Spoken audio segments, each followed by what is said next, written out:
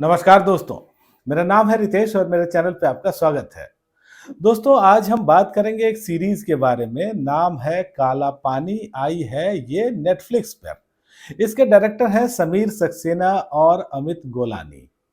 दोस्तों, रिव्यू की शुरुआत करने से पहले एक रिक्वेस्ट आपसे कि यदि आपने अब तक मेरे चैनल को सब्सक्राइब नहीं किया है तो जरूर ही कर लीजिएगा, क्योंकि वेब सीरीज और मूवीज के रिव्यू के साथ साथ आपको यहाँ मिलती है ओटीटी की दुनिया की हर जानकारी। शुरुआत करते हैं स्टोरी लाइन से। और इस सीरीज की कहानी है एक काल्पनिक कहानी और घटनाएं होती हैं 2027 में। और ये सारी घटनाएं हो रही हैं अंडमान द्वीप पर। हम देखते हैं कि यहाँ एक बड़ा कल्चरल फेस्टिवल होने वाला है, हजारों सैलानी आने वाले हैं और इसके लिए अलग अलग डिपार्टमेंट्स ने एनओसी दे रखी है।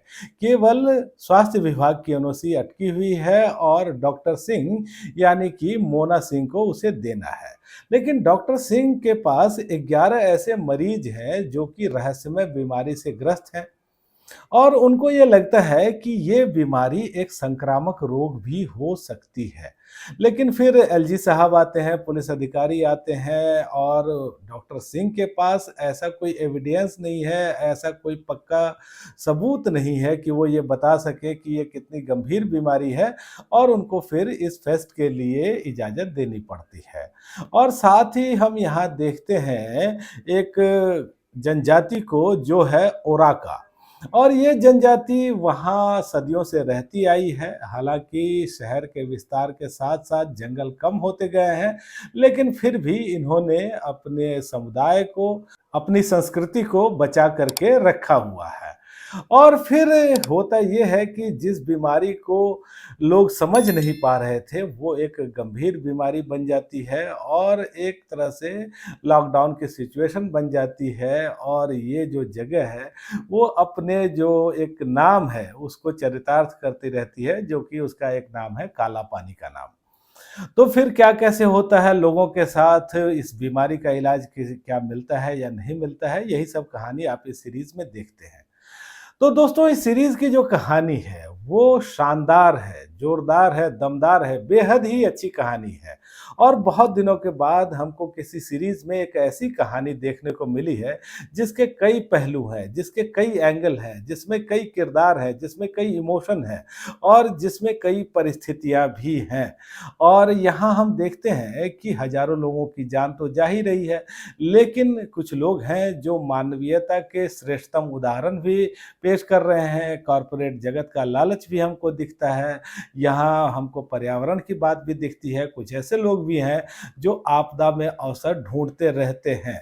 और दोस्तों, यहाँ इस सीरीज में कहा जाता है कि जब हजारों लोगों की जान खतरे में हो तो कुछ भी सही नहीं होता, कुछ चीजें गलत होती हैं और कुछ ज्यादा ही गलत होती हैं और इन दोनों में से कम गलत का चयन हमको करना पड़ता है। इस सीरीज की सबसे अच्छी बात यह है कि यहाँ मानवीय भावनाओं को बहुत अच्छे तरीके से उकेरा गया है। अलग अलग किरदार हमको दिखते हैं, उनकी अलग परिस्थितियां हैं, उनकी अलग सोच है, उनकी अलग साइकोलॉजी है और वो सब हमको अच्छे से दिखती है। यहाँ हमको समझ में आता है कि कोई भी किरदार अगर कुछ कर रहा है तो आखिर ऐसा क्यों कर रहा है। और कुछ दृश्य जो है वो बेहद ही मार्मिक हैं, देख करके आप भावुक हो सकते हैं। डायलॉग्स अच्छे लिखे गए हैं। तो यहाँ जो राइटिंग है, डायरेक्शन है, वो भी बेहतरीन है। विश्वपति सरकार की ये राइटिंग है और विश्वपति सरकार और समीर सक्सेना की टीम ने टीवीएफ के लिए परमानेंट रूममेट जैसी यादगार सीरीज बनाई थी, तो उसी तरह का जादू इन्होंने यहाँ चलाया है।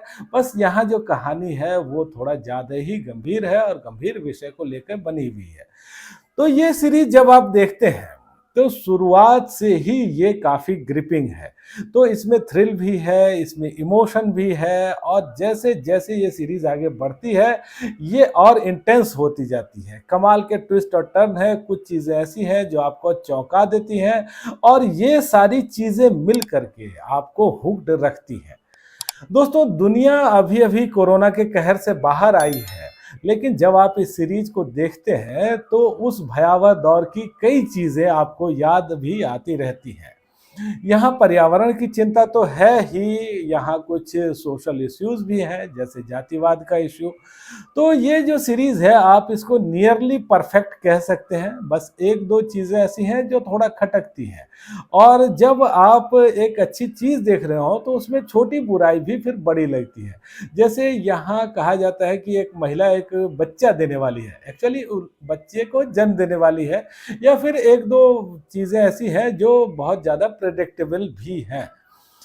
अगर अभिनय के हिसाब से देखें तो यहाँ बहुत सारे कलाकार आपको दिखेंगे और सभी अभिनेताओं ने अपने किरदार को अच्छे से निभाया है और इतने सशक्त तरीके से पर्दे पे पेश किया है कि ये कहानी, ये सीरीज़ और भी बेहतरीन हो जाती है। आशुतोष गोवारिकर हैं यहाँ, और हम उनको जब देखते हैं तो ये लगता है कि वो एक कमाल के अदाकार हैं, और मुझे लगता है कि उनको आगे भी इस तरह के रोल्स करने चाहिए। मोना सिंह आपको दिखती हैं, हालाँकि एक ही एपिसोड में है लेकिन बहुत दमदार वो लगी हैं। अमय वाघ हैं, लेकिन जो सबसे ज़्यादा आपका ध्यान खींचते हैं, वो हैं विकास कुमार। विकास कुमार का जो किरदार है, वो अलग-अलग परिस्थितियों में फँसता है और अलग-अलग परिस्थितियों में जो उनकी प्रतिक्रिया है, जो उनके इमोशन हैं, उनकी भावनाएँ हैं, बहुत अच्छे तरीके से इन्होंने पोर्ट्रे किया है। इनको देख के तो मज़ा ही आ जाता है।